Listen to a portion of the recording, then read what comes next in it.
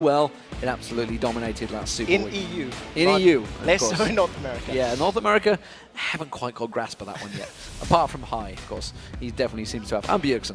Let's go there, but he's European. Vi is the final ban out, so that is going to be taken away from Aranea. So this actually opens up the jungle path, really, for a whole new array of champions, because that's 3 junglers, technically 4, because Gragas has also been played jungle by Aranea. I'd like to see how they actually go with these jungle, which champion they want to play, because we may see a little bit of resurgence in Amumu, and the reason for that, all of the jungle items and the Spirit Stone now give HP and mana back for, damage dealt. It's a small tweak that just opens up the jungle pool to a little bit of a wider array of champions, and I'd like to see how it goes. I think, Amumu's been one that was very popular during the last few months in EU, and it wouldn't surprise me to see it picked up here. More likely on the side of Alliance, I think, than Millenium, basically because I don't think it's Aranea's kind of bread and butter champ.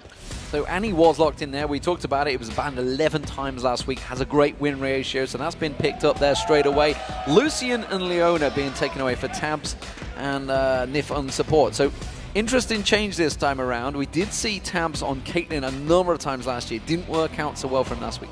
I'm very excited to see, first of all, the transition to the newer AD carries, like you've already mentioned. Yeah. Tabs moving away from Caitlyn because she is outclassed by Lucian and Jinx. You can see we've already highlighted Annie and Leona are locked in, Jinx, Lucian are locked in, exactly like we've been talking about all day long. And the Pantheon is a great pick because it forces Alliance to say, is that in the jungle or is it in the mid lane? Yeah. Last week we seen Rocket running it in the mid lane and it worked out fantastically for Overpower. We've seen it run in the jungle a couple of times, actually in North America, more so than here. Hercubot actually ran it for SK Gaming last year in the summer split, and it suits Aranea's playstyle. So now Alliance have to make an educated decision about which direction they want to go. Well, has Froggen changed his pace? That's what we're wondering. Or this could, of course, be Shook, because Shook's played this. It was last Super Week actually he played it in the jungle. So see whether Kha'Zix does get locked in. I'm almost certain that's going to be Shook in jungle, but yeah. Froggen could have changed his ways. He could have. But I think the trend of EU red teams leaving their mid pick to last pick, I think is going to be stronger. And I also think the fact that Renekton as a bruiser is very strong in the top right now because, Shyvana's been hit a little bit and he can sort of deal with Mundo in the early game, get a little bit of an advantage and try to stay even. Wicked being on Renekton is already a strong sign because he is stronger on that champion. He can have an impact in the game. So I like what I'm seeing from Alliance, but it is going to require coordination in team fights. And I highlight this because they struggled with this last week. They're going to make sure that Renekton and Kha'Zix jump on the right target, that Leona ults. And if they're not there to defend together, there's not a lot of synergy with that Leona ultimate and stuns not there. Well, you saw it there. LeBlanc has been picked. Actually was played well by Kurt last week. Probably the only person, I think, in the European LCS that actually did well on LeBlanc last week. And now we do see Shen once again. So has played Shen last week. Worked out very well for him. So it's going to be a Shen versus Renekton potential 2v1 switch here. Potential 2v1, potentially not because of the tower changes. Of course. Because now, of course, your middle and top lane turrets have that 20 damage reduction from champion basic attack. So if we are going to see a 2v1 swap, there's the potential of it being at the detriment of, the lanes being pushed down. The bonus armor that was applied prior is no longer there. So technically the towers only last a minute or two longer. It's not going to be a massive change, and we'll see whether or not the teams are going to transition. But what I do like from the LeBlanc pick is it forces Froggen to lock in a champion that's safe, because if he goes with a squishy AP mid laner, he's going to be at risk of being burst down by LeBlanc. So normally you don't want to lock in that LeBlanc early because you can get countered, but when you're forcing somebody to avoid squishies, it's actually a very aggressive in-your-face pick, and I like it. So Orianna was the final choice, of course, so that does mean these two team comps actually are fairly similar. We are seeing Millenium pulling out some interesting strats, though. The fact that we are seeing Pantheon in the jungle excites me. Alongside Shen, with Kurt possibly making a move, this is a potential 5-man dive. This is a definite 5-man dive. There's no doubts in my mind. This is actually a variation of the Curse composition that we seen last week. Curse ran a Karthus top lane, Wukong jungle, if I recall, as well as the LeBlanc mid, and they comboed their ultimates together, chained them one after the other. The global presence of the different champions picked off a target and immediately, chased them down. What I like about Millenium is they can use it aggressively and defensively. Because if they want to dive, you use the Shen ultimate to aid your dive. If you want to back away or if you need to save somebody, use the Shen ultimate to save. So I like the versatility, but it does require a lot of coordination on their part. They cannot afford to make mistakes with those global ultimates. So we'll check out who is going to take this game, and we want to know who you guys at home have predicted. According to lolesports.com, 52% of you went for Millenium instead of Alliance, so 48% for Alliance. That's interesting, and that's the crowd swaying straight away after that 0-4. This is a difficult one to predict. Both of these teams are sitting at the bottom of the table, 1-3, 0-4. I actually think that's a fair representation. I feel that Millenium did more right last week, and Alliance did more wrong. So I do feel that sort of 55-45 split works out for them, and it's going to come down to execution in this game. I think both teams require a high level of coordination for their comps to work, and we'll see who pulls it off better. And this is, of course, a huge, huge game for both of these teams. Millenium themselves actually not here next week because they will go off to Intel Extreme Masters Sao Paulo, so they have to try and pick up wins, or they could find themselves, by the time they return back from Brazil, at the bottom of the pile. Of course, Alliance, well, they need their first win and the first victory they are desperately seeking. Of course, coming into this game, we saw Millenium. They are starting as the blue team. Of course, all of these teams have a rotation fixed, preset, effectively a home and away, I guess you could call it, with the blue and red sides, and of course Alliance are on the red side. So, will we see any invades? It's looking like we may well. Yeah, Millenium definitely looks like they've want to invade, and they've got the much stronger composition for this to work. Multiple stuns and roots and CC that could be chained together. I don't think that Wicked's seen this. This is such a cheeky root. If Wicked gets caught out, he's backed away wisely enough. But that was smart play from Millenium. They avoided the vision circle and actually came in from a slightly different angle.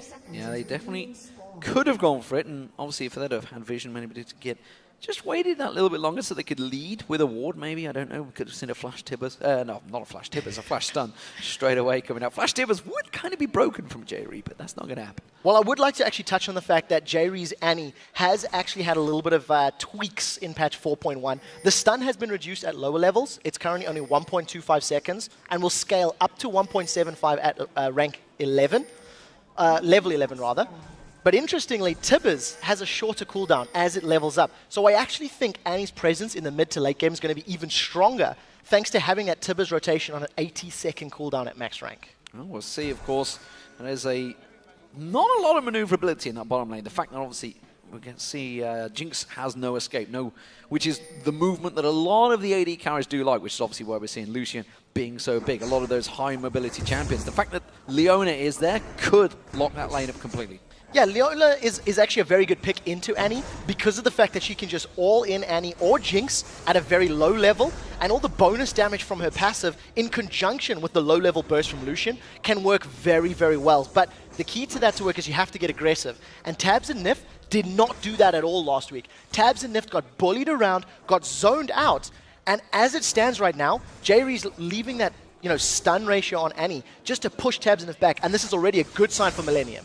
Well, there wasn't a lot of assistance there for RNA in the jungle, which is why we're seeing him down on the health and mana. Of course, he started off on the red buff. Shook started off on the blue, already moving around to the red. We see RNA already out the blue. So both of these junglers securing those big buffs early on, the Elder Lizard and the Elder Golem, trying to lock that one in. Let's have a look at the top lane, because these two, this is what we've been looking at so much last week. It was a battle of the big bruisers, and again, we're seeing similar here. This time, though, Shen up against Renekton. Not really a combo we saw last week. Well, Shen is already going to be, in a disadvantage at the early levels. Renekton is a very big lane bully, and there's already talk on the forums from the designers of how they can rebalance some of that power. So what Wicked needs to do is he has to take advantage of the strength. You can see in the first game of 4.1, you have straight-up matchups, 1, 1, and 2, because of these tower changes is the most logical reason. So we'll have to see if Wicked can take advantage of it and either bully Kevin around or try get some assistance from Shook and get a little bit of damage early, because these towers will last a little longer now. And now, of course, this mid lane, we do see the Crystalline fast start by Kerp as well with that Biscuit as well. And Froggen, obviously going with the Doran's Ring. He's going to be pushing early on. Froggen wants to try and put the pressure onto Kerp here, try and bully him onto that tower, but it's actually quite hard to slow down LeBlanc. If it's a good player, hard to slow down that CS. Yeah, because of the mobility that LeBlanc does have, she can try to avoid a lot of the poke from Froggen, but generally you don't want to engage in low-level trades with Orianna. Her Clockwork Wind-Up passive, the additional magic damage in each auto attack, really stacks up quickly, and LeBlanc's auto attack is not the best. It's difficult to work around with. So Kerp, only 3 down is actually very impressive for him so far. Froggen can't risk going past the river because of the stun and the execute potential of Pantheon. Well, Aranea has been waiting a long time to try and get this gank in this mid lane. Not going to work out for him though, so he's already stepped away. Let's have a look at this bottom lane because there's a bit of a gulf starting to develop here. You can see Creaton having that CS advantage, 29 to 15 already. That's a big difference over Tabs building up once again. Dare I say it, this is the 5th time we've seen this. Tabs and Nif have not had the presence in lane, and the only way they will get control of this lane is if they all in Jayri or Creaton and win the trade. Jayri from level 1, he'd primed his stun up with Annie, and he was forcing Tabs and Nif to wait, forcing him to stay out of range of that Annie stun. And until they either get some help or they go, all in, this is just going to continue, and you'll see Creaton pulling ahead in CS. Yeah, and you can see Tabs there having to do the auto attack, something you almost always learn before you even hit level 30. Is like, don't keep auto attacking, just go for the last hits. He's trying to keep them off that tower, of course, because we're in 4.1. Those bottom towers, they have no bonuses anymore. Yeah, without having the bonus armor that we've seen in 3.15, we were speaking to Deficio a little bit, and he was actually saying that he reckons if you back at the wrong time or you give up too much damage early on these towers in the bottom lanes, they could actually fall quicker. They could be the focus of the first tower for teams. And we'll see if it works out. As it stands, Creaton is quite happy to be farming and quite happy to just push Tabs and Nif behind, although it is only 8 CS right now. It is only 8 CS, of course. There's just ebb and flow going back and forth. Aranea has been searching for one of these ganks early on. He's been trying to hunt around that mid lane, didn't get it. Now you can see him down that bottom, still not looking like he's going to get it. He's getting a lot closer this time around, though. Yeah, his timing is great because Tabs and Nif are gesturing as though they want to go all in. Look at how deep Nif is in the lane. You can also see Shook responding. They've gone on Nif. They're going to try and go on towards Nif, but I don't think they can get it. They do get the stun on towards Tabs, immediately reacted. Nif goes straight in. Look at the damage quickly towards Aranea. The Ignite will take him down. It's Nif with first blood. Brilliant play. Nif calling, go in on Aranea. Pantheon is so squishy early. The Flame Chompers have also had a little bit of a change, and now Kerp on Froggen, they should be okay. Shockwave, don't think there's enough mana for Froggen. No, you can see Kerp actually was the one that went for it, and Froggen quickly turning that back on its head. Shook also taking a look towards the mid lane now. He was actually able to go towards the middle, but they put the ward there. Yeah, Shook definitely wants to come in. He's going to leap in. He's going to leap. Can he get the damage? No, he can't. He does manage to get the claw and the void spikes onto Kerp, but he's going to knock him away. Straight back down that bottom lane. We see Tabs getting locked up. The stun comes in. Nif interrupting, trying to get into the face of Jayri. And this is actually a very hot lane now. Yeah, very well played by Alliance in that initial sort of counter gank, as it were. Shook is placing a good ward now to know when Aranea is going to go for his red. But, I just want to quickly touch those Flame Chompers. The reaction time is a little bit longer than it was previously, which is why you could actually see Tabs and Nif getting away from the stun chain, which wasn't optimized between Pantheon and Annie. They stack their durations, and they could have held Tabs in place a little bit longer there. Well, double warding on that red buff. Shook's going to know that he's there. Of course, Froggen is going to be taking this blue buff if they don't mess it up, which they were close to doing there, but you can see Aranea. Actually, this we're going to see whether Shook's going to come interfering. No, he's not. He's going to head back to Wolves, so that red buff will stay clean. Aranea will be able to pick that one up. Let's have a look back towards the top, because we can see Wicked starting to develop a bit of a lead here. 63 to 49 CS. It's what we're expecting. In this lane matchup, this is one that Renekton should be winning. I actually think Kevin is doing fairly well because he's 15 down. He's got probably about 10 sitting in front of him, so he should be able to last hit these quite effectively. And now the fact that he's got Stand United available and Aranea is getting close to that Grand Skyfall Pantheon's ultimate, we should actually be seeing the combo, the Wombo combo, as Rocket would say, coming into effect. It's a great ability that two of the champions can move, and Shook with the first sort of attempted steal. So he actually knew exactly where Aranea was. Knew that he was on the red a moment ago. Had a complete vision of him. Arenea's coming round, but this is going to be for LeBlanc. He's stolen it. He's gone. Shook it's hit and run. And very good play by Wicked. He'd actually moved to the tri-bush to prevent Kevin moving from lane. So Renekton would have been able to interrupt Shen and prevented any sort of interference in that steal. That's actually the first coordinated steal, I think I would say, between Shook and Wicked. And it is a very good sign in these early stages. Shook with an extra buff. He's going to get a little bit extra XP, but no real gank attempts from Shook just yet. Little presence in mid, but not the strongest. Yeah, and it just shows you how far ahead these guys are thinking, how far they're setting it up. Of course, that ward was placed a good 2-3 minutes before that action even began, because the ward's already worn off now down the bottom lane there. So nice play from Shook. Shook starting to get into this, and of course we hyped him up quite heavily Oh, look at Aranea waiting. He's got his Grand Skyfall now, so we're going to see whether he's going to go for it. He's jumping on Froggen. Can he land the stun? No, Froggen immediately getting away. He does get the stun. Is the burst? No, because the flash gets him straight out. So well played by Froggen to at least realize that he was under threat. I think Kerp was way too far behind. They needed to make that a little bit more coordinated for it to work, and I think half a good attempt, maybe timing was what cost that one for Millenium. So CS is still in favor of Kraton down this bottom lane, 81-69. Of course, Tabs will swing that back a little. Oh, they missed the Siege Minion there. That's not so good for Tabs. That's going to fall in behind in gold. Of course, we do see the item-wise. He went for the Phage early on, whereas a BF sword coming out straight up for Kraton. The biggest difference between this bottom lane, I actually think, is in the supports. Nif having that Sight Stone already completed, plus his Door and Shield, he's further ahead than J-Ree. And in these all-ins, he's going to have the vision to play within the river. You can see how much better the Alliance Ring of Sight is, and he's going to have additional HP to work with. So I really like that. They have caught Froggen, but Shook is coming in from behind. Oh, but he gets spotted out by the ward. He might jump towards Kerp. No, it's just going to keep him at bay, and Froggen's going to keep that CS pushing. Looks like Shook's going to go for the invade Pantheon. Aranea has backed off, but again, Shook is all over Aranea's jungle. Yeah, Shook is expending a lot of his gold on wards, and he's roaming around the map. I mean, that's the second time we've seen him invading the red. We've seen multiple wards up on the blue side of Millenium.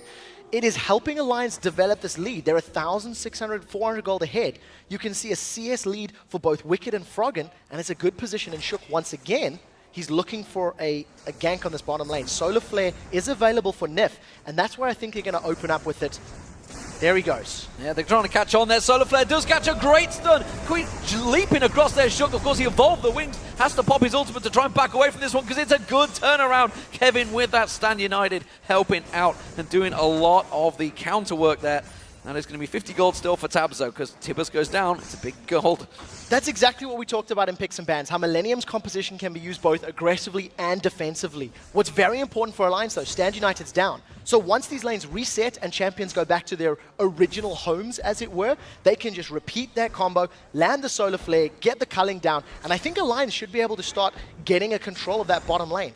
At 12 minutes, for only a couple hundred HP to be taken off this tower, you can already see what an impact this damage reduction is having in the metagame. Yeah, it means he can run away from him. I'm surprised, actually, Wicked didn't maybe go with Teleport to just follow Kevin. Every time he would use that Stand United, go back down there with him. Maybe just feeling that split push maybe isn't required. And obviously, Wicked's not really one of those players, but it does look like Dragon is being set up here. So with Dragon being started off here by Alliance, they actually have the numbers advantage. They know there's no Stand United. You can see Shen's left the lane. So Alliance are going to secure the first Dragon of the game here, unless Aranea gets a good steal. But this was such intelligent decision-making. They knew the ultimate wasn't there. They knew they had a numbers advantage, and that was a very easy pickup for Alliance. So maybe we're starting to see the first signs for Alliance. Of course, they have a 2,000 gold advantage. They have taken the first Dragon of the game. Of course, you saw the stats. They only took, what, 3 of 13 in the first 3 games. The other game, of course, was with Fnatic, where they did have the advantages, but they were losing towers. This time around, they are still pressured on that bottom lane, but all the other lanes are looking good so far for Alliance. I would dare say the fact that they've got that BF Sword and Phage is going to help out. And Deficio, you are a wise man. It's almost as if you played this game at a pro level. Well, if they hit the tower, of course. I think they're just trying to deny the CS as much as possible. As much as they could. Get the entire wave down. And as Deficio mentioned, Tabs and Nif, they backed away maybe a little early, and it actually cost them a tower. That was basically one wave and a BF Sword Vamp Scepter. So good play by Millenium to at least, reply, getting their first objective of the game, and that was the tower in this case. And of course, we'll see whether it's Seesaw straight back, because Kraton is backing off here, which means we may see Tabs and Nif pushing down. They have good vision of the bottom lane, so there's no reason why they should go straight in there. J-Ree actually the only man sticking around. They have the Tri-Bush warded, they have the River warded. They may just push for this. Yeah, I think if Tabs and Nif push down the bottom lane, Aranea is going to need to respond to defend the tower. Although Jinx is on his way back, Kraton should get there hopefully in time. Tab's not necessarily fast pushing super quickly. Kerp has attempted to roam a little bit, but at the moment, he's just getting jumped on. He's found Shook. He has found Shook. Shook's in all sorts of trouble. He's just getting burst down by Kerp there. One more hit will do it. Kerp takes that one without any problems. That was just too easy. Shook a little unfortunate to walk into Kerp's roam, and Kerp just pops him. That's part of the reason that LeBlanc is, so popular right now with these squishier champions that we're seeing in other roles. She has more targets to just insta-give down. And as long as Kerp's in the right place at the right time, like you said, most impressive LeBlanc from last week. Deathbush lives up to his name and takes another victim. All square, 1 kill apiece, and at the moment, Looking like Froggen may be the focus. Yeah, Froggen's going to get caught by the Skyfall. Skyfall's going to jump in. He should be able to get a stun. No, Flash immediately burned by Froggen. Knew the damage. Didn't want to get caught out by that quick burst. And there's two reasons that RNA keeps focusing the mid lane. Froggen already has a 37 CS lead over Kerp. And if Froggen doesn't have his Flash available, he cannot afford to keep Kerp playing defensively. He cannot afford to push the lane and wave clear. So this is actually trying to get Kerp more relevant and trying to get Kerp back into the game. So I like the decision making, but what it means is Kevin is going to fall further behind and most likely Creatine and J-Ree if they get caught by this Tabs Nif burst. Well, the top lane, we do see Shen returning once again. They've both got Sunfire capes in this top now because we can see Kevin slightly ahead in builds because Wicked hasn't gone back, but it's a 30 CS difference. But now we're at level 11, level 10. What are we starting to see here? Is this going to swing? Is Wicked going to continue bullying Kevin here? The next Dragon fight's going to be very important. I think Kevin is going to try hold on to his Stand United until that engagement takes place, and I'm anticipating Millenium to challenge. Wiccan has thrown down Dominus. I think this is just for effective HP in lane, and once again, a Bruiser battle, not exactly the most exciting to see. Yeah, I think he just simply wanted to shove that lane in. He's pretty much going to back off and buy. So two things. Dragon is going to come up fairly soon. Shook with Tabs and Nif want to use Stand United. That's why they're setting up for this gank. This is a repeat. You can see Shook coming in. He's actually just given away his position. This time, however, Aranea is able to counter gank. Flash Tibbers onto Shook. Shook's taken very low. He's going to get dropped. J-Ree now. Stand United being used. That's going to save the day. Culling comes out. Not enough damage. Remember, they have no tower to fall back on. And immediately coming around the side is going to be Kerp. One more hit on towards Nif. You see Kevin coming in. They feed it across to him. They can finish off on towards Tabs now. Tabs running for his life into the bush there.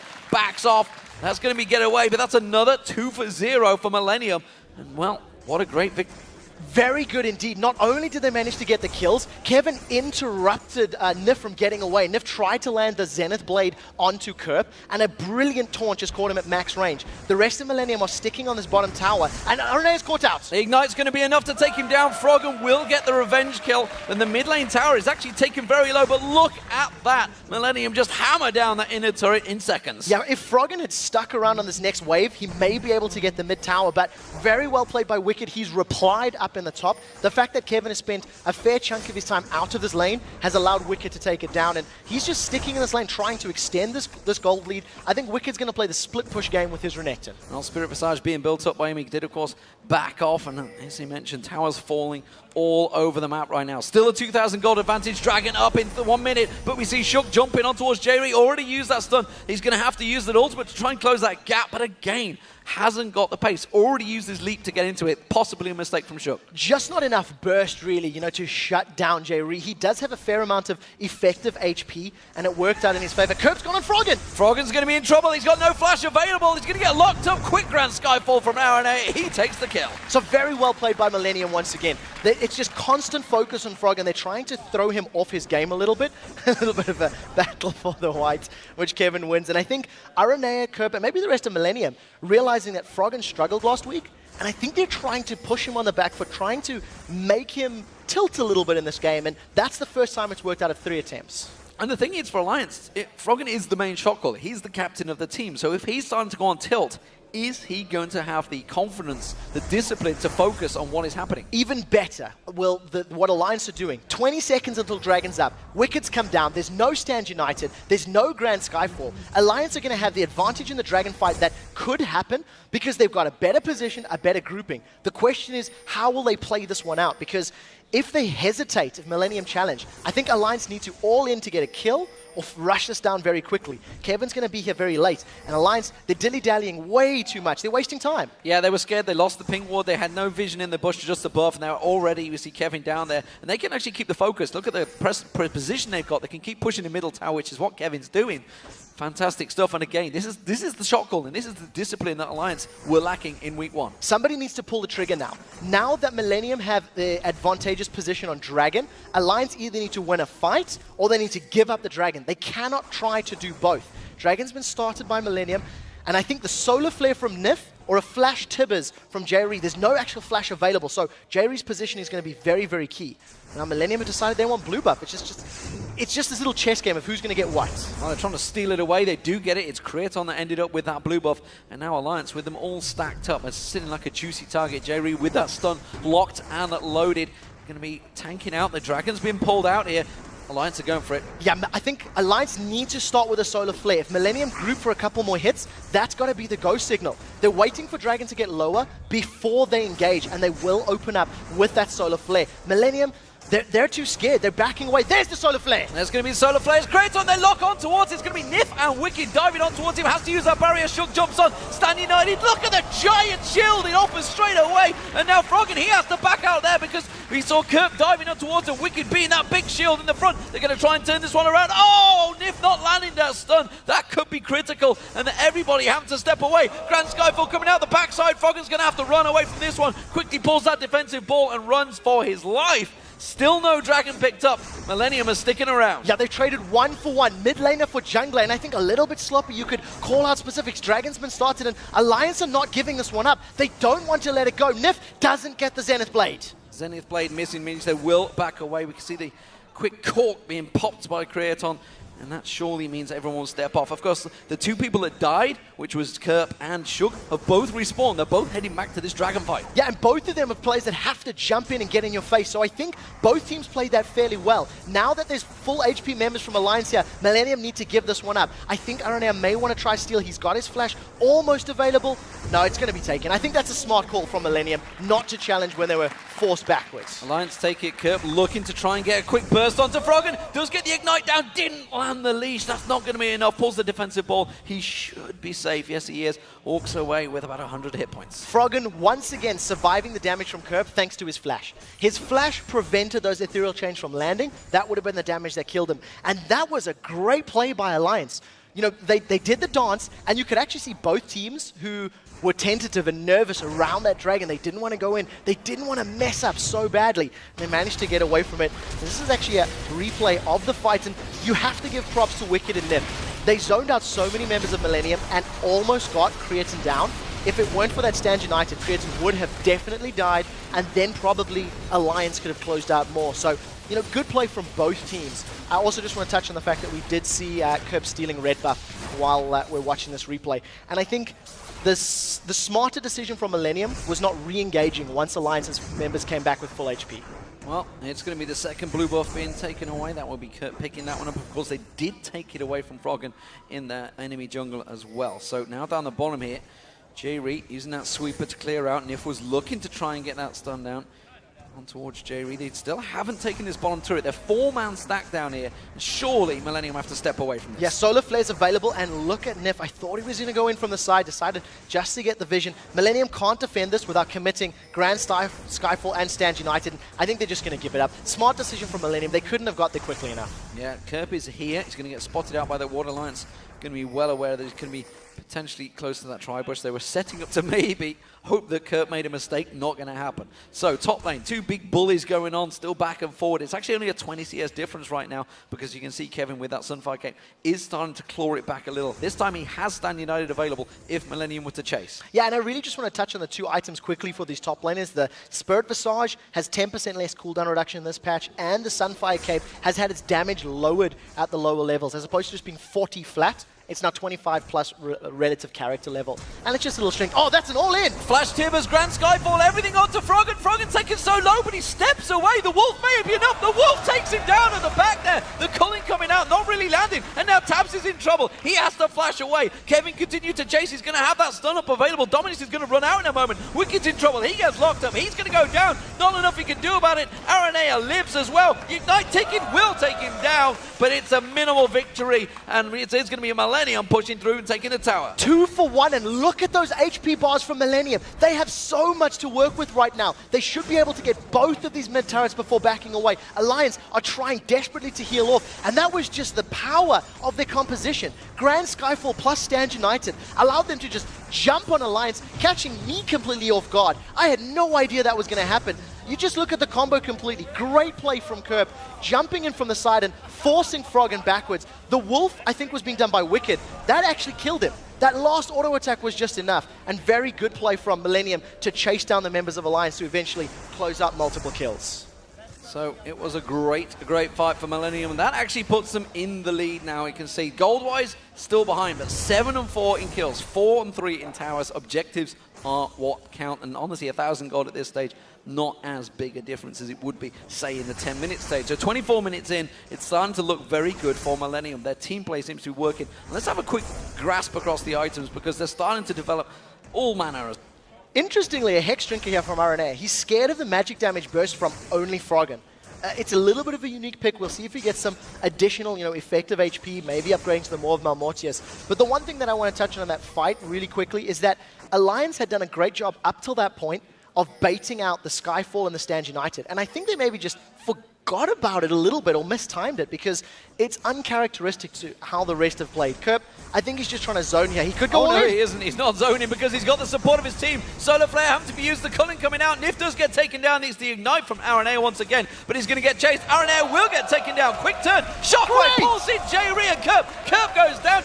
J-Ree goes down. Jump across from Shook. Doesn't quite land the claws. He's going to chase on towards Kerp. Which one will he go for? Will it be the right one? He is going to get stunned up, locked up, and it is going to be Kerp dashing away. Shook's going to have the jump once again. Here comes Wicked. We do see Wicked coming around the side. Good stun once again. Shook's going to have another lead. Look at that. He got the slice stun. And Dice doesn't get the stun down, but the lead comes out from Shook. The claws are in there. They get another kill. A 3-4-1 exchange. That's a mistake from Kerp. Kerp should have just zoned. He managed to jump in there, and yes, he got a kill, but that wasn't going to be enough. Alliance were able to respond. They were too close. I think Millenium got a little bit greedy on that play. It's allowed Alliance to get, further ahead. They've had the gold lead for a while, and they're going to go for Baron. Baron's getting dropped. Super Mega Death Rocket is available from Creatin if he wants to try steal. He's deciding against it right now. And Alliance now, 3,000 gold lead plus Baron. They're in the leads. Finally, it's looking good for Alliance. Can they take their first victory? 0-4 in week 1. The Super Week, this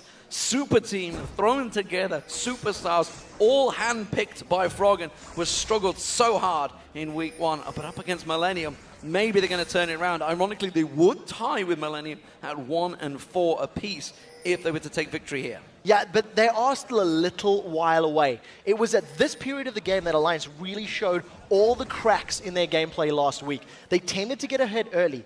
This time, however, we're seeing coordinated plays. They're challenging for dragons. They're responding to towers.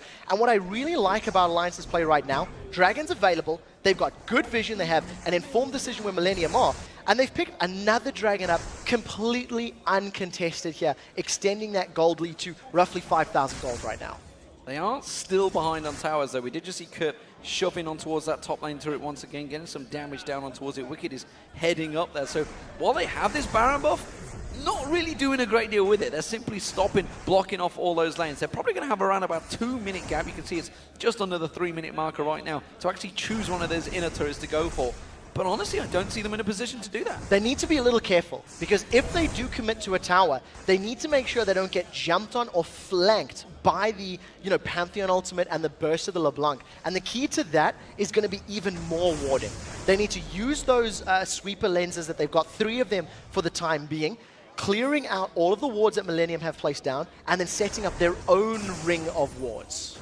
Well, we just saw 4 members of Alliance pushing through that middle lane. It is going to be 5 members now, and a Millenium had backed off actually briefly. But they are all 5 members defending this one. Taps gets a couple of shots on towards the turret, but that is all it's going to be, as they have to stand and wait for that conga line of minions to come back in there, quickly being blocked off. RNA, Kerp, everyone throwing everything at that minion line to make sure they get clean of it, but it is going to be the inner turret for Alliance. Millenium don't necessarily want to fight while Baron's there, but they have to pick a fight if Alliance get to the inhibitor turret. They're starting to fall very, very far behind in gold, which would mean the power of that all-in of LeBlanc, Pantheon, Shen is going to be mitigated by the sheer defensive statistics that Alliance could start to generate. If Alliance wanted to defend, oh, that's a lot of damage. They can't do it now. They can't do it. The Mimic was pulled out from Kerp. He's passive there, has to back straight away from that one. And well, are they going to keep on pushing through here? They know that the mid lane is not going to be there. It's going to be a 4v5. They've got a small window of opportunity here. I don't think Millenium are going to be able to jump on them just yet, because of the fact that they need to basically flank with that Pantheon and LeBlanc. When they're defending on this area of the map, it has to be like a flash Tibbers. Decent damage, but the chain didn't land, so you didn't get that secondary proc of Sigil, and you actually see Tabs just gets away. Still unkilled, Much better performance from Tabs and Nif in the mid-game in their 5th game here in the LCS. Solid performance, but again, Millenium have that decision to make. There's a big conga line of minions all coming in. Grand Skyfall coming out, they're going to go for it. Who are they going to be focusing on? Looks like it's going to be Wicked, not really the target they should be looking towards. The Culling coming out, and quickly Millenium have to step away from that one. The regen of Baron working out well. The Chomper's getting thrown down, and it's going to be the 3rd inner turret for Alliance with this Baron buff. Yeah, the flash tippers from J-Ree had 0 impact there. He only managed to catch Wicked. RNA landed from the Pantheon ultimate and walked away. Shockwave is still up here for Froggen and Alliance. They're keeping the siege on. Creatin's doing the best he can to defend by killing the minions, but it's not enough. Well, they've taken half the hit points off that turret already. There's top and minion middle lane all being pushed in. Wicked tanking out that turret. Kerp once again taking a burst of damage. Takes a yet more damage from Tabs. Has to back away. It's a 4v5 brief defense on the tower. Now tower is most likely going to go down once these minions arrive.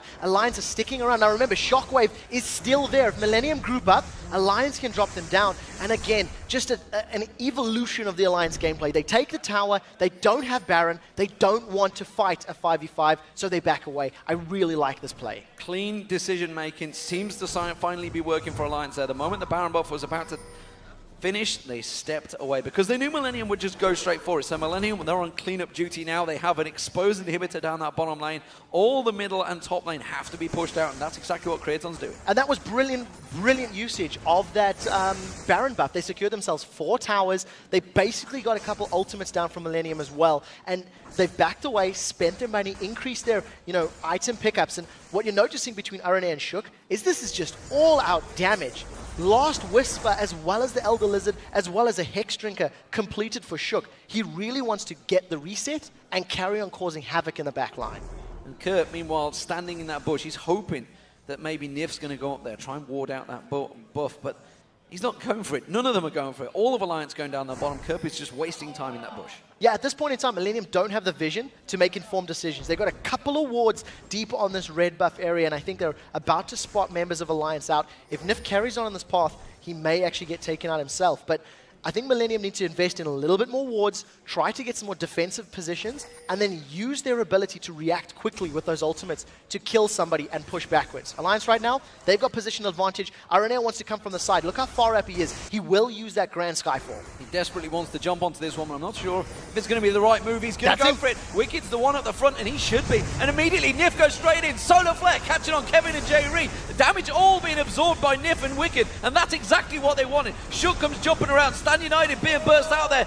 Kerp tried his best to get on the back line towards Tabs, but it's not happening. And Froggen comes in. He takes him down, and they are just cleaning up the Millenium teams now. Shockwave pulls Creaton down there. Creaton do what he can to get on towards Froggen, but it's not happening. Alliance clean sweep through Millenium. It's a 3-for-0. That's the game. They've got a minion wave here as well, and they've got enough damage to take the Nexus turrets down. A great fight for Alliance. Wicked and Nif destroying the Millenium background. Absolutely fantastic stuff. This is going to be the first victory for Alliance. They are going to get a win in the European LCS. No longer will they be the only team to have a deficit on their records. 1 of 4, Froggen leads his team to victory.